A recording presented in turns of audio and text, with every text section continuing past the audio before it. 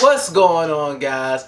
Back with another Wizards video, and today we have some more pre-draft workout news, some more potential 10th pick prospects coming in that the Wizards are going to work out, and also we heard some news regarding the Wizards and a certain guard over there in Minnesota, and obviously I'm not talking about Anthony Edwards. So before we get into it, man, I want to thank you guys for the support on the latest videos. As always, if you enjoy the content, please like, share, subscribe. Also, I'm going to be doing a Wizards Draft watch party on Twitch. So if you don't follow me on Twitch, make sure you do. The link to the channel will be in the description. So when it's draft day, I will be live on Twitch, reacting to the Wizards draft pick most importantly, but also to who goes first, etc. throughout the draft, and the Wizards' second round draft pick. So that'll be fun. So make sure you're there with me watching.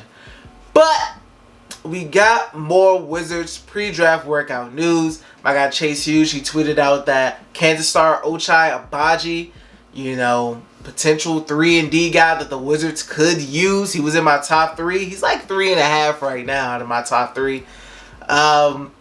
He's going to be coming in for a workout. Also, TyTy Washington, the guard out of Kansas. Dyson Daniels, G League Ignite. These are all guys that could possibly be there at the 10 spot. Possibly. The list is getting long of potential prospects at that 10 spot that the Wizards are working out. You already had G. Montero. You had Johnny Davis. You had Tari Eason. I don't know if I'm missing somebody else. I feel like I'm missing somebody else. Jaden Hardy as well. So the list is getting pretty extensive, but obviously this doesn't mean much. This is just all basic, draft stuff. You bring guys in, some high on your list, some not that high on your list, but you bring them out just to see what they're about and work them out, talk to them a little bit. See what guys on your team who come out, like Kyle Kuzma came out and visited and seen some of the prospects working out the other day. So, all fine and dandy. But let's talk about some of these guys. Ochai Agbaji.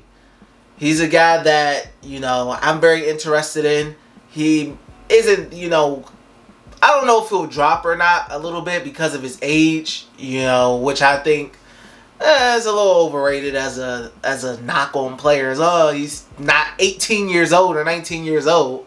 But, I mean, the guy, his catch and shoot ability is tremendous. You leave him open in the corner, that's a mistake. Off ball movement, because of his shooting ability, he moves off the ball really well, great at cutting, plays above the rim, great athleticism. You watch a couple highlights, you'll see some big alley-oop plays to him, etc. I mean, that's what you like to see, especially from a guy who's supposed to be able to shoot the 3 ball. We saw with Corey Kispert, actually, bring it back to a player who's currently on the Wizard, Corey Kispert, who's a 3-point shooter, but he also was really good at moving off the ball, cutting towards the basket, etc. So, you look at the 3-ball ability from Ochai, you look at the cutting ability from Ochai, and then you look at the defensive upside from Ochai. He's really good in one-on-one, very good lateral quickness, can use his size.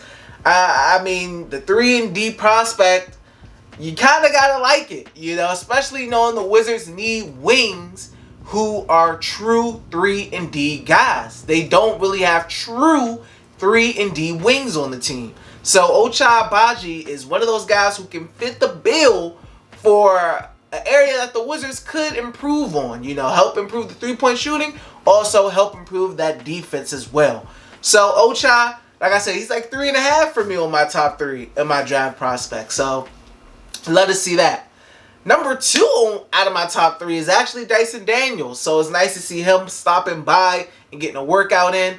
I don't know if Dyson Daniels will make it to 10. He may be gone in that like 6 to 8 range. Who knows?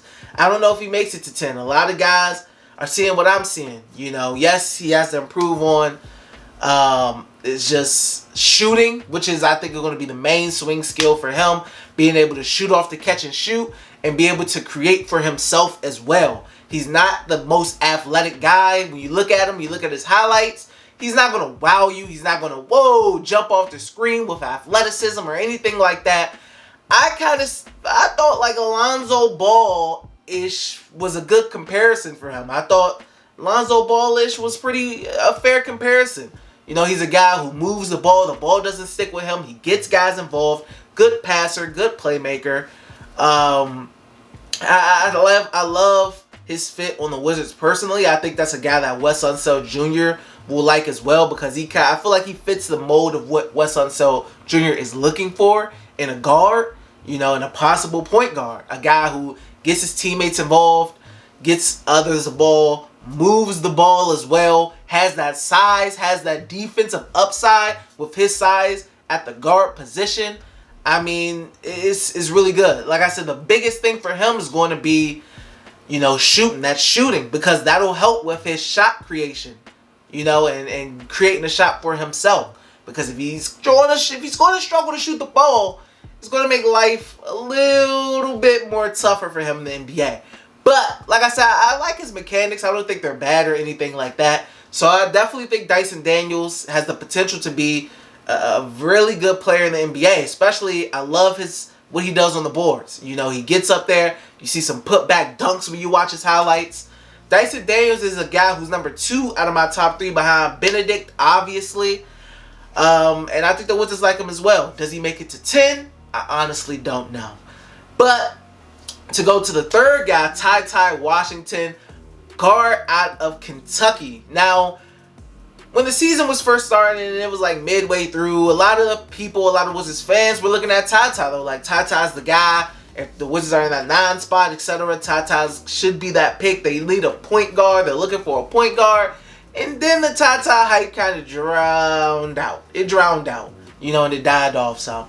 And then you had that game against St. Peter's where he didn't play the best, and it was like, I feel like now a lot of Wizards fans wouldn't like that TyTy pick at 10. I feel like people would think that's like kind of an air pick, you know. But what TyTy does have going for him, Kentucky guards usually, you know, come out and play very well in the NBA.